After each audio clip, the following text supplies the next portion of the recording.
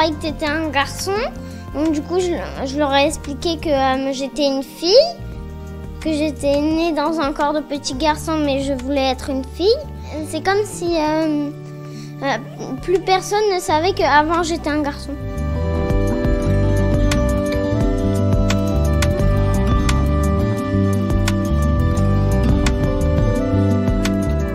On l'a vu changer un petit peu l'année dernière. On s'est dit que c'est parce qu'elle a intégré une nouvelle école, donc on a essayé de la réconforter, tout ça. Et puis, en fait, ça a été crescendo. Et on s'est dit que vraiment, elle n'allait pas bien quand elle nous a dit plusieurs fois par jour que sa vie était...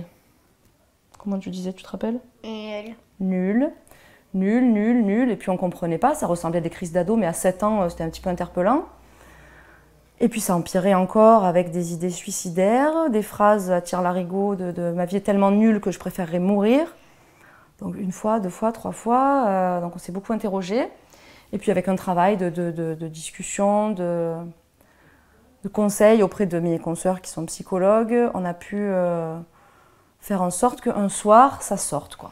Un soir, au moment du coucher, où elle était vraiment en larmes, elle m'a dit que le problème, c'était qu'en fait, elle n'était pas un garçon, quoi, mais qu'elle était malheureuse d'avoir un corps de garçon.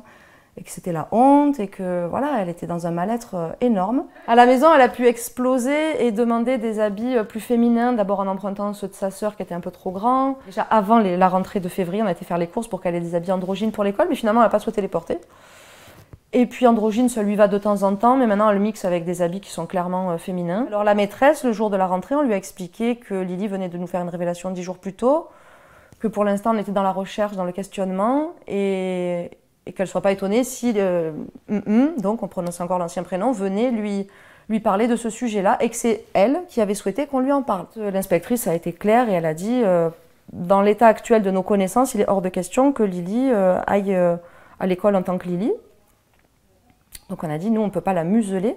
Vous verrez bien qu'elle se présentera à vous en tant que Lily. Donc qu'est-ce qu'on fait pour pas qu'elle soit mal à l'aise et donc là, ils ont dit, non, non, non, on doit avoir des expertises médicales, on doit avoir un suivi pour voir si c'est vraiment sa volonté à elle. Lily était dans une situation très, très inconfortable, et c'est un euphémisme, où tous les copains la connaissaient comme Lily. Elle l'appelait Lily, et la maîtresse l'a appelée de son ancien prénom. Donc à la récré, les questions ont fusé. Mais t'es qui? Mais t'es quoi? T'es une fille? T'es un garçon? Donc elle a dû se sentir vraiment mal. On a fait une démarche auprès de la mairie de Carpentras, en tant que représentant légaux de Lily, qui est une mineure de moins de 13 ans, à sa demande à elle. Hein. Donc on porte sa parole, demande de changement de prénom. On a déposé tout le dossier et on nous a dit en mairie, l'information qu'on a, c'est que la prochaine commission pour ce sujet-là ne se tiendra pas avant le 15 septembre. On n'a pas réussi à avoir le nom de l'officier d'état civil, ni la date de la commission, ni qui siège dans cette commission, on ne sait rien.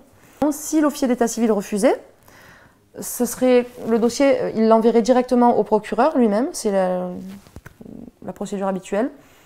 Et d'après ce qu'on nous a dit de la loi, il serait obligé d'accepter le procureur parce que c'est en conformité avec la loi ce qu'on demande.